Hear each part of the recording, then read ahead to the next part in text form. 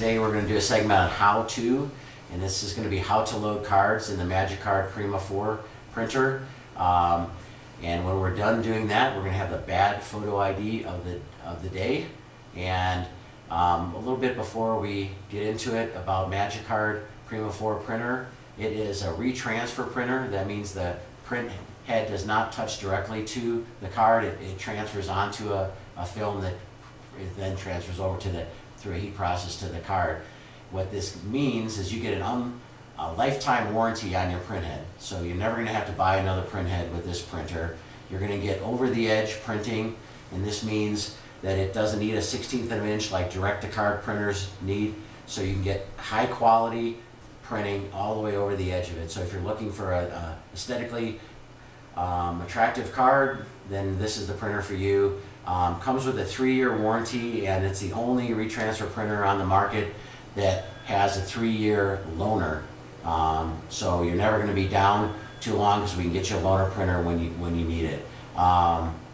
And it has a USB and Ethernet connections. So today we're going to again go over how you load the cards on this, and our guest host today is Kyle from our tech department down the hall here, and he's going to show us how we load cards on the Prima 4 printer. Alright, so Prima 4 printer loading and unloading of cards is very basic. Right here you have the exit hopper.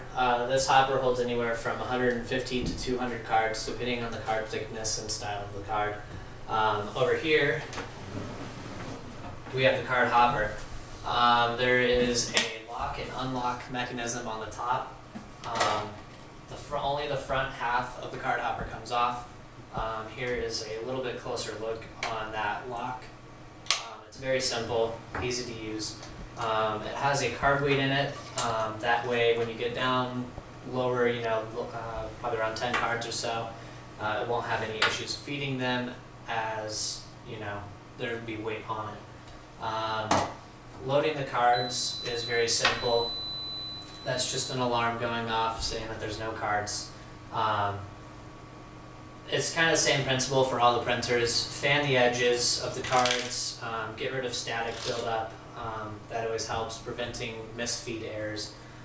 This is pretty simple. There's just a big rubber roller here that grips the card that just pulls it into the printer.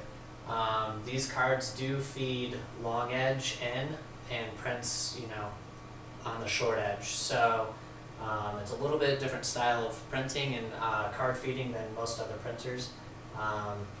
But printing wise, it's great. So loading them, you just place them in there. Your screen will turn blue stating that it's ready. That means there's no errors, and it realizes that there's cards in the card hopper.